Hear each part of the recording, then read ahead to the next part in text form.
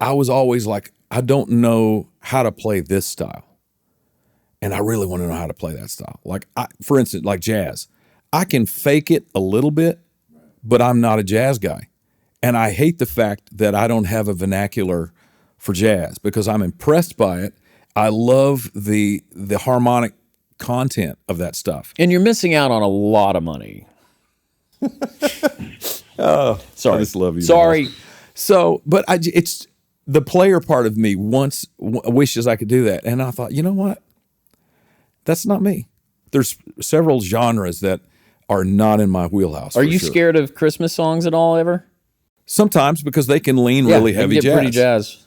If it's something weird, I get real scared when it's Christmas. I'm terrified. Just stirring the soup. When they're like stirring the soup, I'm like, YouTube videos like how to brush.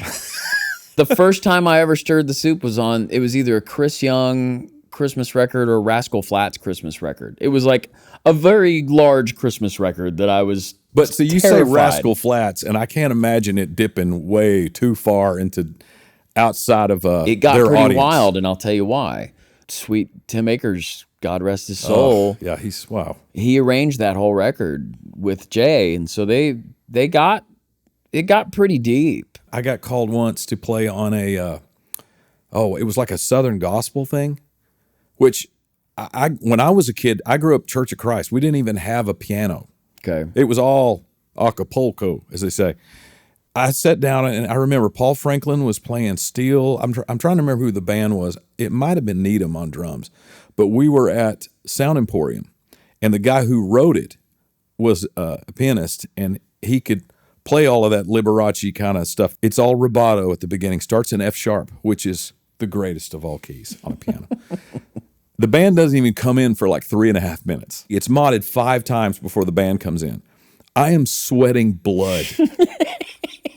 And the guy who wrote it and plays it, I can see him pacing in the control room. Oh, God. We finally get through it, and I just apologized profusely. I said, look, I did it in the only way I'm capable of doing it, okay? I know it is not what the work tape had, and you'll probably replace it, and guess what? I'm fine with that. I'm perfectly fine with my name being nowhere on this project, and I have enough ego strength to know I'm not the guy.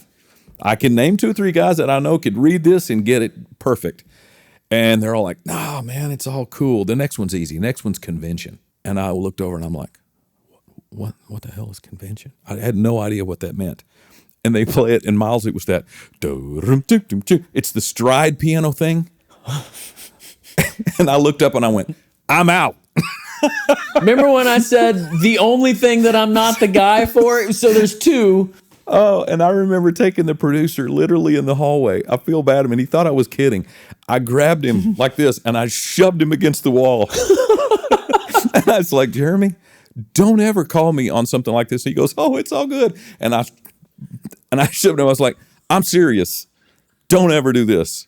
It's bad for your career. It's bad for my career. It's bad for everybody. You know what's great is you probably didn't even have to say anything. I think just the assault probably was going to not get you called again. And he's such a great guy. He's so sweet. And luckily, and there's another guy that his studio, they do a lot of that. And I have made it painstakingly clear, I'm not your guy.